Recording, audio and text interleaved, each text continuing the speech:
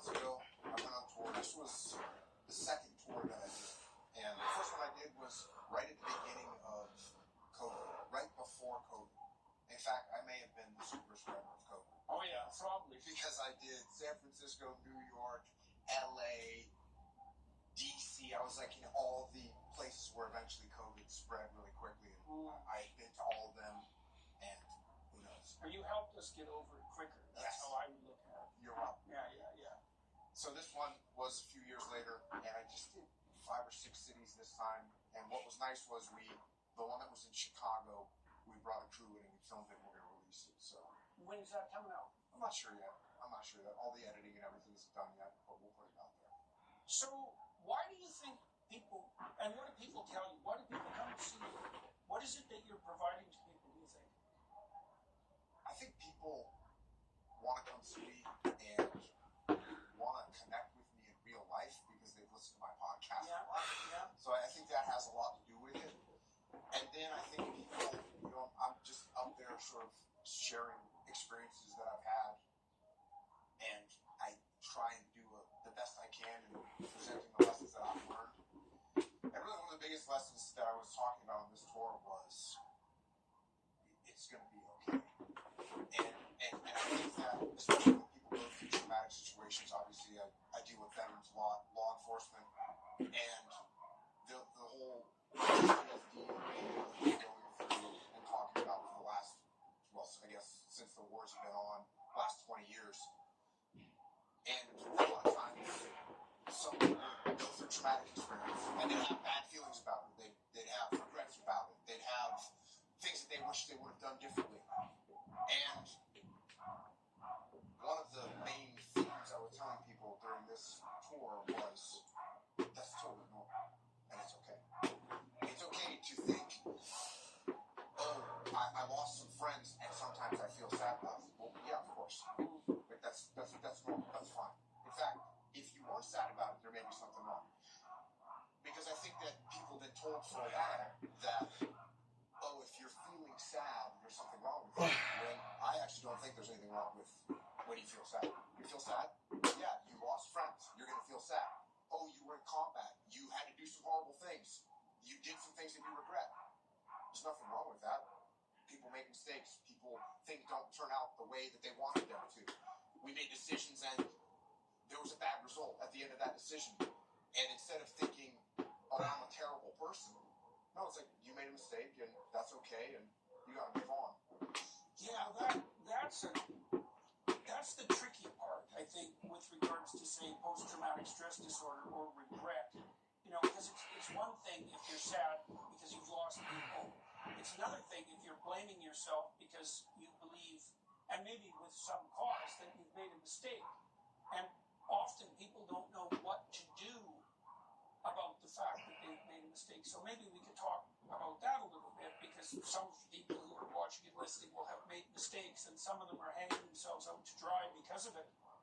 Right? I mean, especially if you make mistakes that have had fairly dramatic consequences.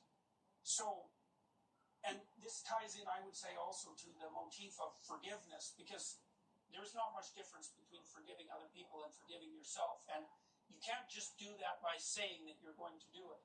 So what I've observed clinically, and I think this works philosophically as well, is that what you want to do to set things right, which is to atone, is to lay out what you've done that you think was wrong. Provide yourself with the best possible defense.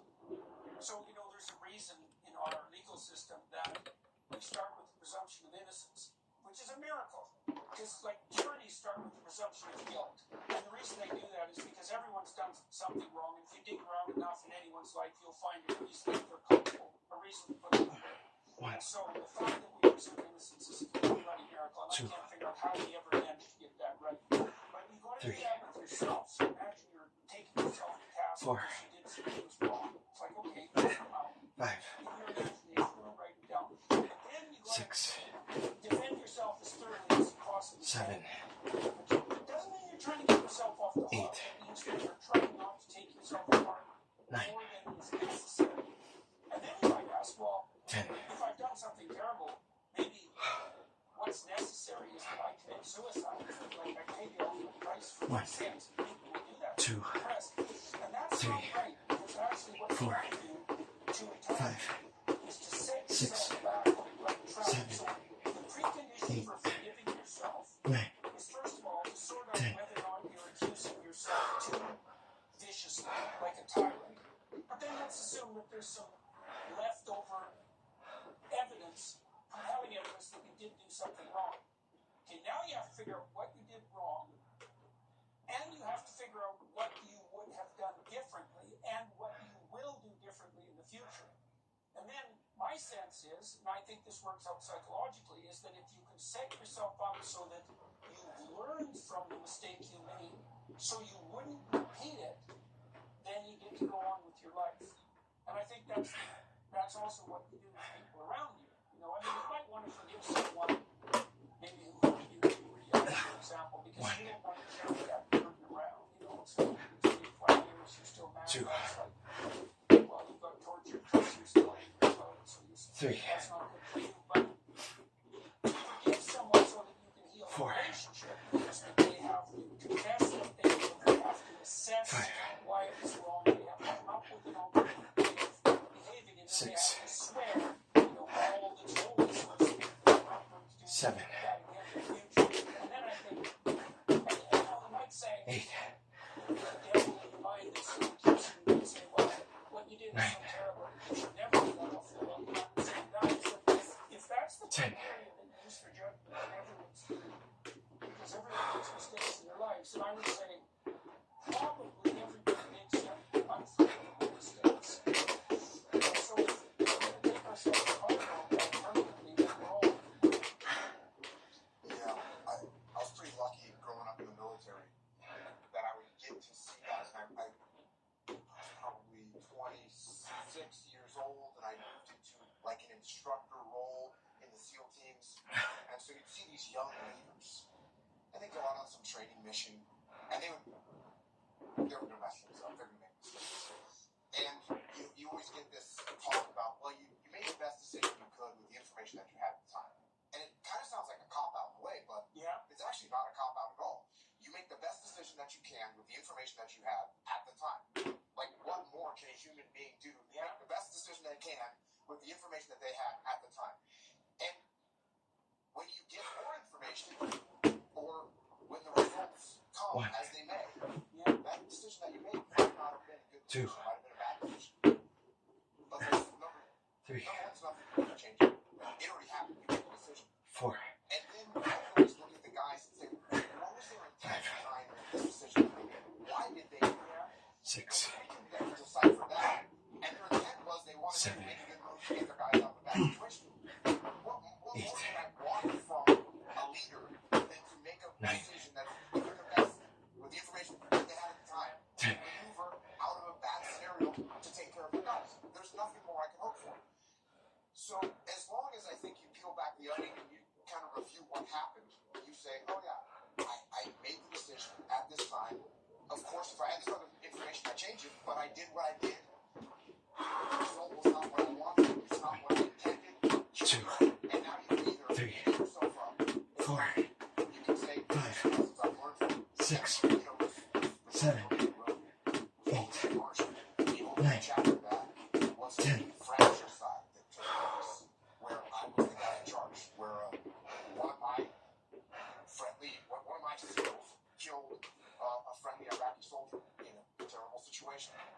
And of course, we could go back and the hindsight's 20/20, and I could have done this, and I should have done this, and I should have done something else, and I didn't, and that's on me. And so I think that initial part, if we're going to talk about forgiveness, the first part of that is taking ownership. Say, oh, this was my call, this was my decision, this is the move that I made. 2. It's not anybody else's me. Because the minute you start saying, well, this person did that, and this person said, the enemy did this, we can expect that. When you start casting blame on people, now you're I think you're wrong with yourself. I think that's the cause of more problems. So saying that this is the decision I made, this is the information I had at the time, it ended up being a bad decision. Here's the reason behind it. 7. Now I've got to move forward. If you want to, I always think about 8. If you want to learn, you don't want to dwell. If you dwell on the past, if you dwell on the mistakes you've made, like you said,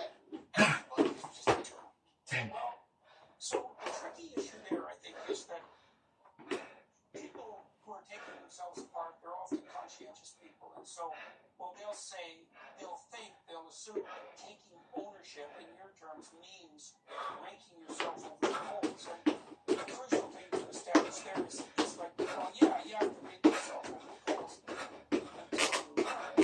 But no more than that, because after that it's counterproductive. Is what you're trying to foster is improvement.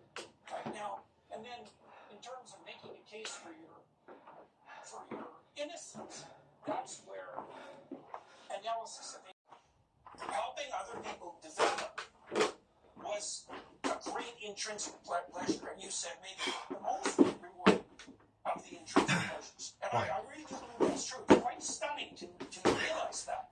My graduate supervisor was a very great guy. He's still there, Robert P. And Bob was a really good professor, and he got a lot of joy from lecturing. He was a good researcher, a good administrator, like Bob had it all going. And still, the thing he felt that he took most pleasure in across the entire expanse of his career was helping his graduate students, in particular, develop their careers. He was very generous with that. He was paid back to get immense, because it turns out if you share ideas, you generate more ideas because the ideas get rewarded, and if you help other people develop their career, you tend to, it reflects very positively on you. There's a saying in the SEAL teams: if you take care of your gear will take care of you. Meaning, if you take care of your parachute and you prepare it, you pack it correctly, when you pull your ripcord, it will load. Or your dive gear, when you're underwater, if you prepared it, you maintained it correctly, you can breathe underwater. And you don't die. And you don't die. Yeah. Starting a business can be tough, especially knowing how to run your online storefront. Thanks to Shopify, it's easier than ever. Shopify is the global commerce platform that helps you sell at every stage of your business. From the launch your online shop stage all the way to the did we just hit 1 million orders stage, Shopify is there to help you grow. Our marketing team uses Shopify every day to sell our merchandise, and we love how easy it is to add more items, ship products, and track conversions. Shopify helps you turn browsers into buyers with the internet's best converting checkout, up to 36% better compared to other leading commerce platforms. No matter how big you want to grow, Shopify gives you everything you need to take control and take your business to the next level. Sign up for a $1 per month trial period at shopify.com/JBP. Go to shopify.com/JBP now to grow your business no matter what stage you're at. That's shopify.com/JBP. 7. Well, the twist that I put on that was if you take care of your people, and that's absolutely true. Even when we talk about Bob, Bob, that's good strategy. Took care of you. And look, could we play the Jordan game on this thing where maybe he was just doing that, knowing that in the long run, all those favors were going to come back. It's a long-term strategy. It's kind of a gut check to put up with all these miserable graduate students this whole time, where you were just kind of chips on the table, hoping that these investments would pay off. I also think, too, that at some point, you have to flip the definition. If your strategy is short-term gratification, that's one thing. But if your strategy is long-term mutual reinforcement development, even if you can see that that's a benefit to you, if you're the sort of person that was only doing that because it was a benefit to you, you'd revert to the short-term immediate. And so, at some point, you can't. If it's a long-enough-term investment strategy, there's no incentive to follow it anymore. Because the details of the strategy of the necessity for the cynicism. So, I've been writing 6.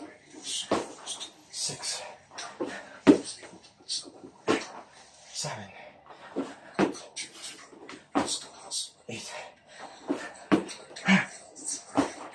9. 10.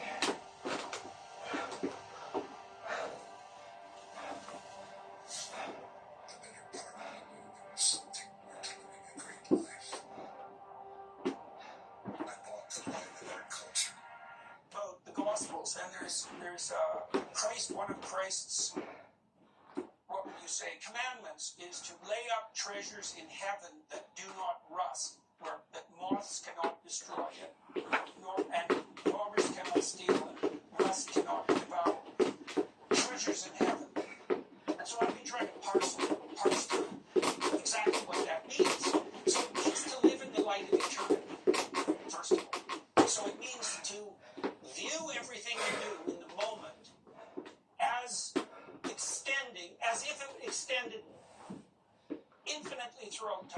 So Kant, the philosopher Kant, had this categorical imperative. You want to don't do anything that you wouldn't want people to do if it was distributed widely. The biblical, especially in the Gospels, you see this, but it's more sophisticated. It's like everything you do should be the sort of thing that would work if everyone did it over the longest possible time with the most number of situations simultaneously addressed. So this notion of laying up treasure in heaven where it doesn't rust and where it can't be stolen, it really looks to me like it refers to something like reputation. One. Because you might say, well, where is the safest place to store your wealth? Two. And the answer to that is, it's not in money. Three. Because money can be inflated, for example, and it can be stolen. There's all sorts of ways you can Four. The safest place to store your Five. wealth is in your reputation. And the most effective way of Six. developing your reputation is to be of the most service you can possibly Seven. be to other people. You know, and so when we're on tour, we're coming on tour, we're thinking, well, this is a pretty big deal. You know, we do this over YouTube, but it's returned thousands of people, right? Because now you have people who are so happy with what you've done that they're thrilled to have you around. And so that's a pretty damn good deal. And so it's this perverse uniting of selflessness with, what would you say, genuine reward.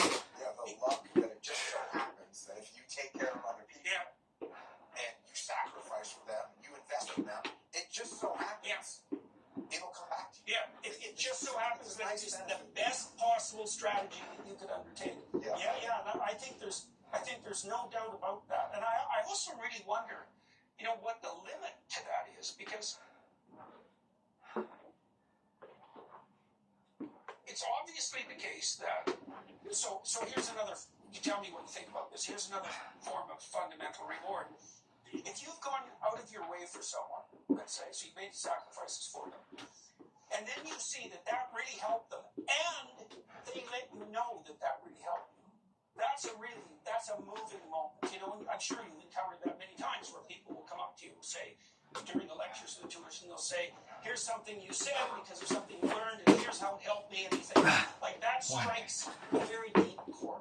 And that is one of the things that, well, for us anyways, for Tammy and I, that's certainly one of the things that makes the tour worthwhile. But it does speak to that depth of motivation and mentorship. And this is a very effective. This is something very useful to know in the lecture world or education, because the accusation of the radical meta-Marxist types on the left is that there's no other motivation than power. Right? No matter what anybody says, it's all about power, and power is the ability to compel and use force.